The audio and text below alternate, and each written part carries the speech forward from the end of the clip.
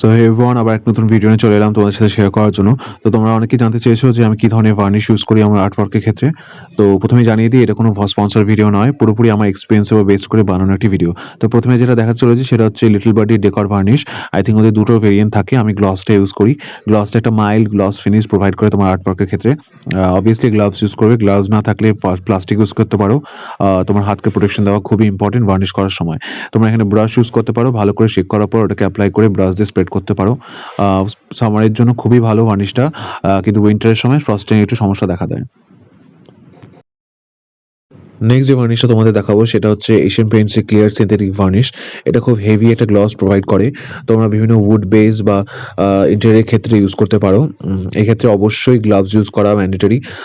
তোমরা brush use করতে পারো, সেক্ষেত্রে তোমাদের টার্পিন অয়েলটাকে তো পরে ক্লিন করে নিতে হবে। তাছাড়া একটা কাপড়ও ইউজ করতে পারো এরকম। যেহেতু আমার অভ্যেস হয়ে গিয়েছে সেহেতু আমি এক হাতেই গ্লাভস পরি। আর যেহেতু এটা খুবই একটা হেভি গ্লস প্রোভাইড করে, তাই এটা শুকাতে একটু টাইম নেয়। তো সেটা মাথায় রেখে তোমরা এটা ইউজ করো।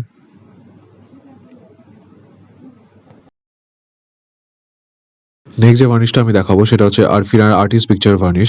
এটা একটা স্প্রে ভার্নিশ। এটা ইউজ করার সময় তোমাকে অবশ্যই বাইরে একটা খোলা জায়গায় ইউজ করতে হবে, আর মাস্ক ইউজ করা ম্যান্ডেটরি, যাতে কোনো প্রকার ভার্নিশ তুমি ইনহেল না করে নাও। এটা খুবই ভালো সব সিজনের জন্য, কিন্তু কয়েকবার ইউজ করার পর শেষ হয়ে যায়, তো সেটা মাথায় রেখেই ইউজ করো।